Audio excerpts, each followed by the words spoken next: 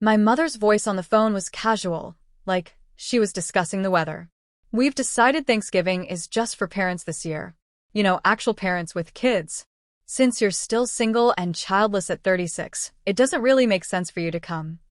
I stood in my kitchen holding the phone, waiting for the punchline that never came. She was serious. My sister Rachel would be there with her 3 kids. My brother Dylan with his 2. My cousins with their families. Everyone except me. Because I didn't have children, I wasn't welcome at a family holiday anymore. You understand, right? It's nothing personal. We just want to focus on the grandchildren this year. Nothing personal. Being excluded from Thanksgiving because I didn't fit their definition of family wasn't personal. I smiled into the phone, voice steady and calm. "I understand completely. Enjoy your dinner." What they didn't know was that I'd just finalized the sale of my pharmaceutical company for $320 million. What they didn't know was that every single one of them owed me money they'd borrowed over the years and never paid back. What they didn't know was that in exactly 10 days, I was about to make one decision that would change every single one of their lives forever. But they'd find out soon enough. Before I tell you what happened next, drop a comment and tell me where you're watching from. Because I need to know I'm not the only person whose family decided they didn't count anymore. My name is Petra Dalton, and I'm 36 years old. I grew up in Charlotte, North Carolina, in a family that valued one thing above everything else: traditional family structure. Marriage, kids, white picket fences. That was success. Everything else was just marking time until you got there. My sister Rachel got married at 23, had her first kid at 24. By 30, she had 3 children and a husband who worked in insurance. She was exactly what my parents wanted. My brother Dylan followed the same path. Married at 25. 2 kids by 28. Corporate job. Suburban house.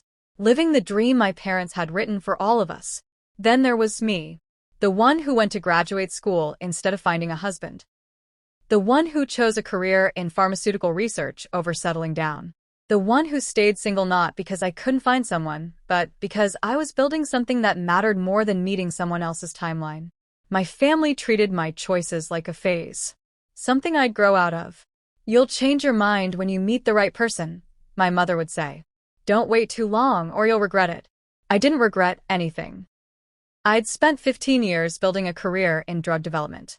Started as a researcher, worked my way up to leading my own team, then co-founded a biotech company with 2 colleagues from Duke University. We developed a treatment for a rare autoimmune disease, something that affected thousands of people but had no effective options. We spent 8 years in research, clinical trials, FDA approvals. 8 years of 16-hour days, failed experiments, funding struggles, moments where we almost gave up. Then it worked. Our drug got approved. Major pharmaceutical company offered to buy us out. $320 million. My share after taxes and splits was $95 million. At 36, I was wealthier than everyone in my family combined. And none of them knew, because they'd never asked about my work.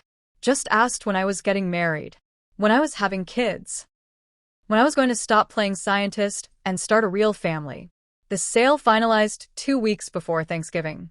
I was planning to tell everyone at dinner. Thought maybe this would finally be the thing that made them see me as successful instead of incomplete. Then my mother called with her new rule. Parents only. Because apparently being an aunt didn't count. Being a daughter didn't count. Being a sister didn't count. Only being a mother qualified you for Thanksgiving now. I hung up that phone call, and something inside me shifted. Not anger exactly. More like clarity. Like I'd been trying to fit into a space that was never meant for me and had finally stopped trying. 10 days later was when all my loans came due. Loans I'd made to family members over the years. Money I'd never expected back, but had carefully documented anyway. Time to see if family loyalty went both ways. That night, I opened my home office safe and pulled out a folder I'd been keeping for years. My personal ledger. Every loan I'd ever made to family members. Dates, amounts, purposes, and most importantly, signed promissory notes. Rachel had borrowed $45,000 3 years ago. Down payment on her house. Just until Scott's bonus comes through, she'd said. The bonus came through. She never paid me back. Never even mentioned it again. Dylan borrowed $32,000 5 years ago. His startup idea, some app that was going to change everything. The app failed within 6 months. He'd shrugged and said, "That's business." Never offered to repay a cent. My cousin Whitney borrowed $20,000 for her wedding. "I'll pay you back monthly," she'd promised. I received 3 payments of $200 each, then nothing. My uncle Jerome borrowed $15,000 for his daughter's college tuition. Said he'd pay me back with interest. That was 4 years ago. My parents had borrowed $60,000 7 years ago when Dad's business hit a rough patch.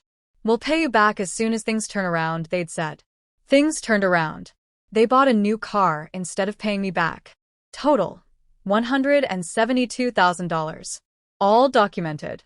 All with signed agreements. All completely ignored by people who saw me as the family bank with no repayment required. I never pushed for repayment because I didn't need the money. My salary was good even before the sale. And part of me had wanted to be the generous sister, the helpful daughter, the reliable family member. But sitting there holding that folder, reading my mother's words in my head about how I wasn't welcome because I didn't have kids, something crystallized. They'd taken my money gladly. They just didn't want my presence unless I fit their idea of what counted as family. I called my attorney the next morning. "I need you to send formal repayment demands for these loans. All of them. 30 days to pay in full, or I'm taking legal action." "Petra, are you sure? These are family members." Family members who just uninvited me from Thanksgiving because I don't have children. "Yes, I'm sure." This is going to cause problems. Good. Maybe they'll learn that being child-free doesn't mean being worthless. Or free money. "When do you want these sent?" "Today. I want them to arrive this week." I want them thinking about it while they're planning their parents-only Thanksgiving. My attorney was quiet for a moment. "You know they're going to be angry. They excluded me from a family holiday because I don't fit their definition of family. I'm just treating them the way they've been treating me, like transactions instead of relationships." "All right. I'll have the letters sent by courier today. They'll arrive tomorrow." Perfect. I hung up and felt lighter than I had in years. Not because I cared about the money, but because I was finally done being the person they only valued when they needed something. They wanted a family of parents only? Fine. I'd show them exactly what happens when the child-free aunt stops subsidizing their perfect family lives. The first call came from Rachel 36 hours later. I was in a meeting with my financial advisor when my phone started buzzing. I ignored it. She called 3 more times. When the meeting ended, I had 7 missed calls. 4 from Rachel, 2 from Dylan, 1 from my mother. I listened to Rachel's voicemail first. "Petra, what the hell? I just got a letter from your lawyer demanding $45,000? This is insane. Call me back immediately." Dylan's voicemail was similar. "Got your lawyer's letter. This is ridiculous. We're family. You can't sue family over money. Call me." My mother's voicemail was colder. "Petra, I don't know what you're trying to prove, but this is inappropriate. We need to discuss this as a family." As a family. Interesting word choice from the woman who'd uninvited me from Thanksgiving because I wasn't a parent. I didn't call back. Instead, I texted them all the same message. The loans are documented with signed promissory notes. 30 days to repay or I proceed with legal action. This isn't negotiable. Rachel called again immediately. This time I answered. "Are you serious right now?" she said, voice shaking with anger. "You're actually going to sue me? I'm collecting on a loan you agreed to repay. That's not suing. That's basic financial responsibility. I don't have $45,000 lying around. Then you should have paid me back when you borrowed it 3 years ago. I thought you didn't need the money. You make good money. I do make good money.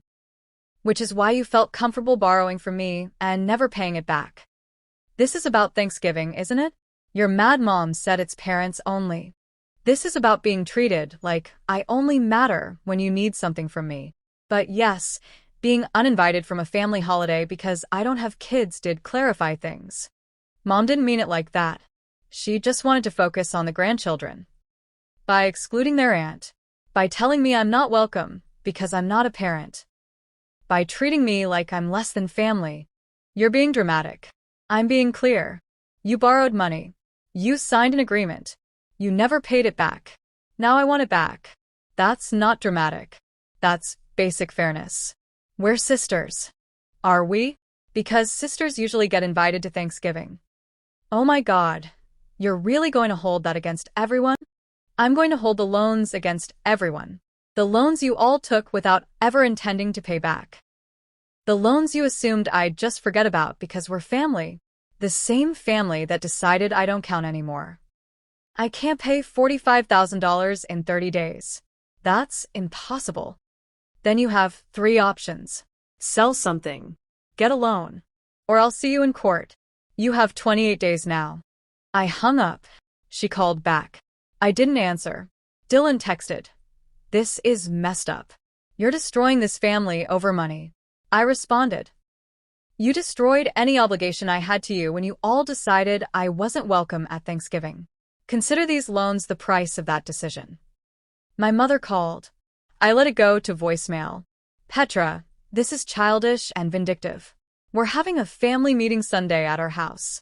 You need to be there to discuss this like adults. I texted back. I'm not invited to family events anymore, remember? Parents only. 3 hours later, my phone rang again. This time it was my father. He rarely called. When he did, it meant my mother had sent him to fix things.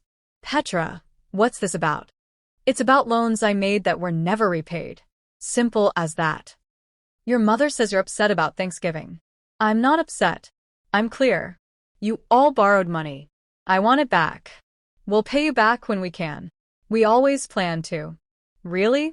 Because it's been 7 years since you borrowed $60,000. When exactly were you planning to pay it back? We had expenses. The business. Your mother's medical bills. You bought a new Lexus last year. He was quiet. You had money for a car but not to repay your daughter? That's different. It's really not. You had priorities. And paying me back wasn't one of them. Just like including me in Thanksgiving isn't a priority because I don't have kids. That wasn't my decision, but you went along with it. You agreed that I wasn't welcome because I'm not a parent. So now I'm treating you exactly how you've treated me, like a transaction instead of family. This isn't how family works. You're right. Family doesn't exclude people from holidays because they made different life choices. Family doesn't borrow money and never pay it back. Family doesn't treat someone like they only matter when they're useful. But this family does. So, I'm responding accordingly. You have 30 days, I said. After that, I file in court. And trust me, I have excellent lawyers. Sunday came. The family meeting happened without me. I know because my cousin Whitney called me after. They're saying you've lost your mind, she said. Your mom is crying. Rachel is furious. Dylan keeps saying you've always been jealous of them having families. Jealous? I almost laughed. Of what exactly? Of them having the life you couldn't have. That's literally what Dylan said. I chose not to have that life. There's a difference between couldn't and didn't want to. I know, but they don't see it that way. They think you're bitter and alone and lashing out. What do you think? Whitney was quiet for a moment. I think they treated you like crap, and now they're mad you're not taking it anymore. Also, I got your lawyer's letter too. $20,000 for my wedding. You borrowed it. Said you'd pay it back. I know. I should have. I'm sorry. So, you'll pay it? I'll try. I don't have it all right now, but I'll set up payments. Real ones this time. Not promises I don't keep. Thank you. For what it's worth, I think Mom was wrong to exclude you from Thanksgiving. That was messed up. Did you tell her that? No. Because she would have uninvited me too, and I need free childcare. At least she was honest. They're planning to ambush you, Whitney continued. Thanksgiving Day. They're all going to show up at your house and demand you forgive the loans. Mom's idea. She thinks if they all come together and appeal to your emotions, you'll back down. They're going to show up at my house on Thanksgiving? Yeah, midday. They figured you'd be home alone since you're not invited to dinner. The audacity was almost impressive. Exclude me from Thanksgiving, then show up at my house on Thanksgiving to demand I forgive their debts. Thanks for the warning. Are you going to be there? No.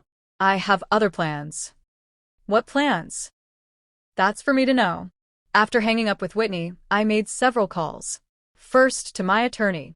They're planning to show up at my house on Thanksgiving. I want security there to turn them away. Absolutely. I'll arrange it. Second, to my travel agent. I need a first-class ticket to Paris. Leaving Wednesday, returning the following Monday. Paris for Thanksgiving? Exactly. I'm going to spend the holiday in a city that doesn't care if I have children or not.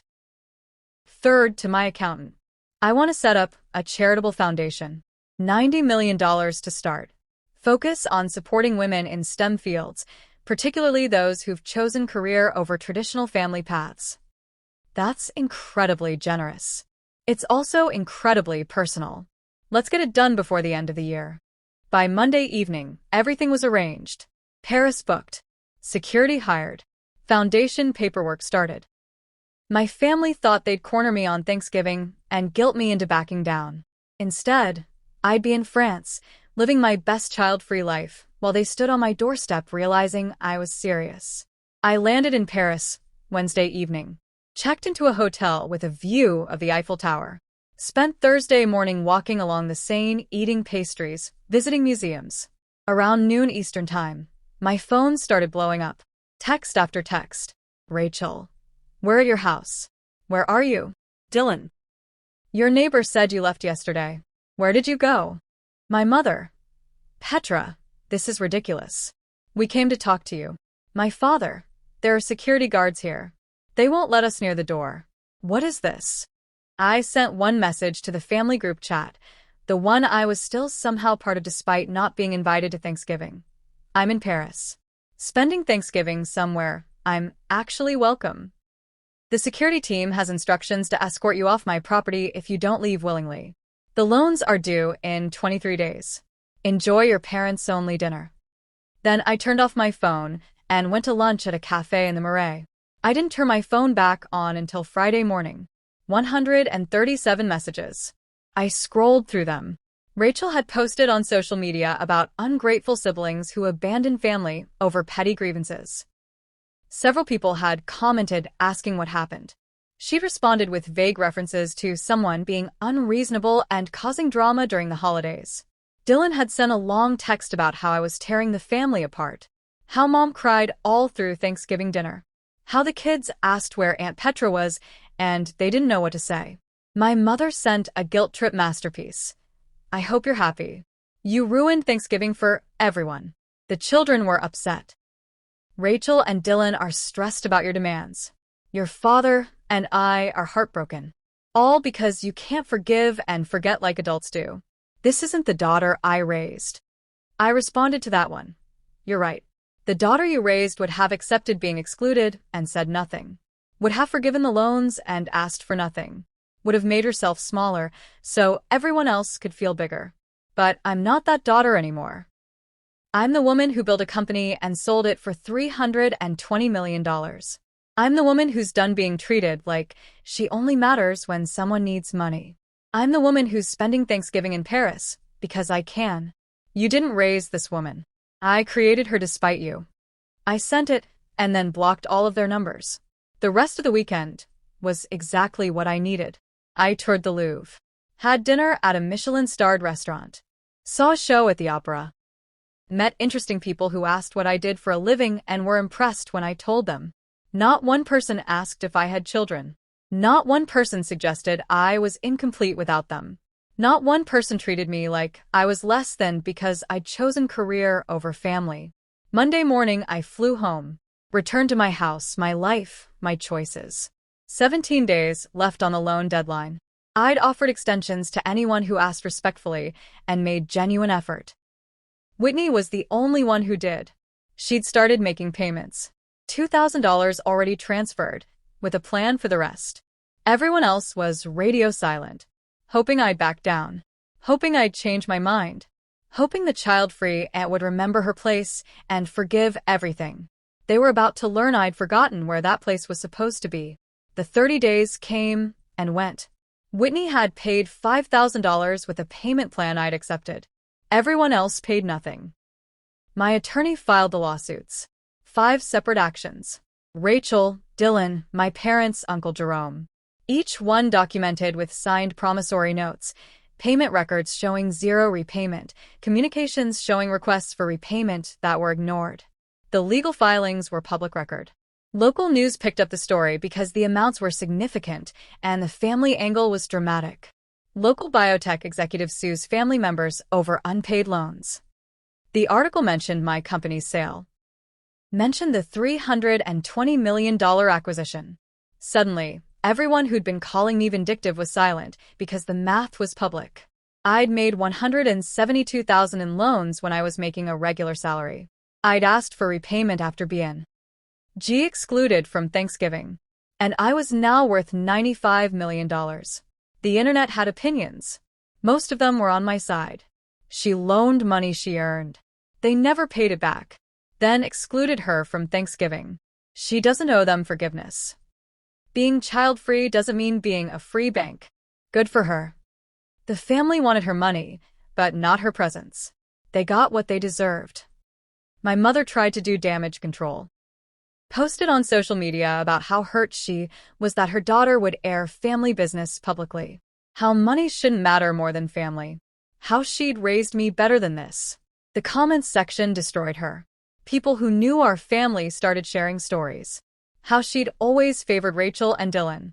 How she'd made comments about me being single at family gatherings. How she'd treated my career like a hobby compared to my siblings' families. Rachel tried to paint herself as the victim. Single mother struggling to pay bills while her wealthy sister demanded money she didn't need. Someone found her social media posts about her recent vacation to Hawaii. Her new designer handbags. Her expensive kids' birthday parties. Hard to claim poverty with that evidence. Dylan just went silent. Deleted his social media. His wife posted once asking for privacy during this difficult family situation. My father called from a number I hadn't blocked yet. I answered. Petra, we need to settle this. Then pay what you owe. We don't have that kind of money readily available. You know that. You've had 7 years to make it available. You chose not to. Can we set up a payment plan? I offered that before I filed. You ignored it. Now we're in court. This is destroying your mother. She destroyed Thanksgiving by excluding me because I don't have kids. Actions have consequences, Dad.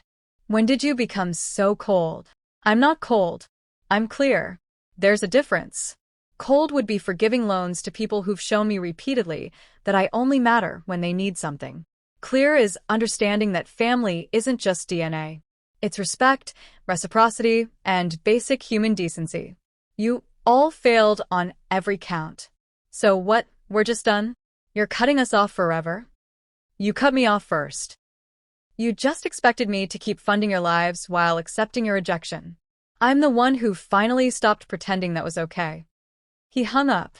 2 weeks later, the judgments started coming through. All in my favor. Rachel ordered to pay $45,000 plus interest and legal fees. Dylan $32,000 plus costs.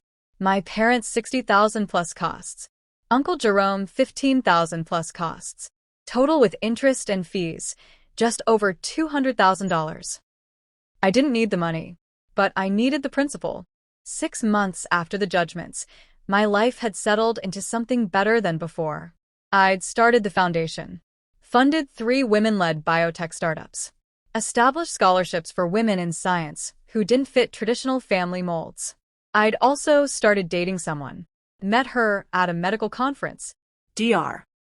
Simone Chun, infectious disease specialist, funny and brilliant and completely comfortable with the fact that neither of us wanted children. My family learned about the relationship through mutual acquaintances. Apparently, that caused another crisis. Not only was I child-free, I was also in a same-sex relationship. The scandals just kept coming. I didn't care. I was happier than I'd ever been. Then Rachel reached out. Email, not text. Subject line. I'm sorry. Petra, I've been in therapy.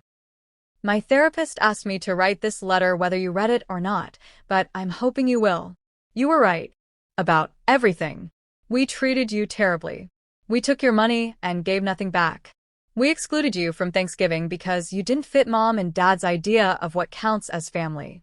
We judged your choices while benefiting from your generosity. I'm not asking you to forgive me. I'm not asking for the money back or the judgment removed. I'm just saying I finally see what we did. And I'm sorry. You deserved better from all of us. Especially from me. Your sister, Rachel. I read it 3 times. It sounded genuine. But genuine apologies after lawsuits and public embarrassment were hard to trust. I didn't respond. 2 weeks later, Dylan sent a similar message. Then my mother. Even my father sent a brief note acknowledging they'd handled things poorly. All of them were making payments on the judgments. Slowly, but consistently.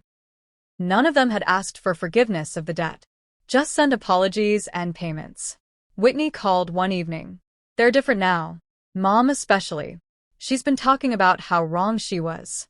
About family being more than just parents and kids. About how she let her expectations blind her to who you actually are.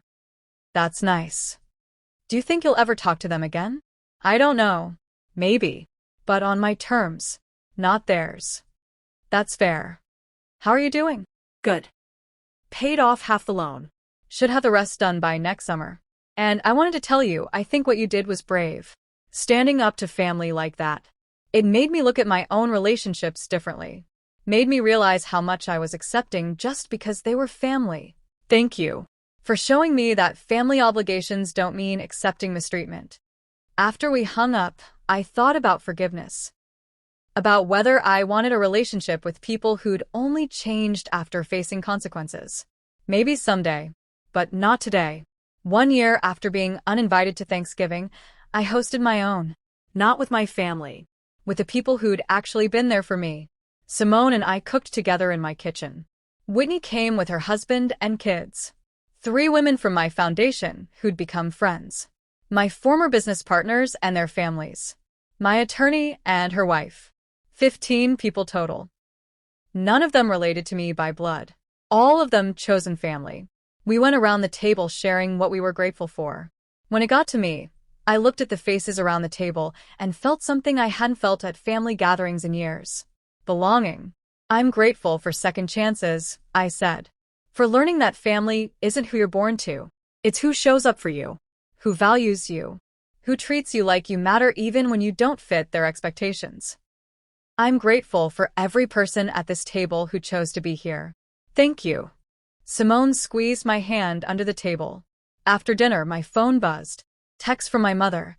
I know you're celebrating with others today. I understand why. But I want you to know we're thinking of you. Missing you. Hoping that maybe next year, you'll consider joining us. Not because we expect it. Because we'd be grateful for the chance. Happy Thanksgiving, Petra. I showed it to Simone. What do you think? I think that's up to you. Do you want them back in your life? I don't know. Part of me does. Part of me is still angry. Both can be true. Yeah. I didn't respond to my mother's text. Not that day. But I didn't delete it either. 2 weeks later, I sent her a message. I'm not ready yet. But maybe we can have coffee after the holidays. Just you and me. Talk honestly about what happened and whether there's a path forward. No promises. Just conversation. She responded immediately. I would love that. Thank you for considering it. I know I don't deserve a second chance, but I'm grateful you're even thinking about it. We met in January. It was awkward. She cried. I stayed calm. We talked about expectations and disappointments and the ways we'd both failed each other.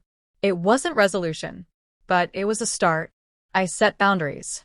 Clear ones. About respect, about inclusion, about understanding that my life choices weren't up for debate or judgment.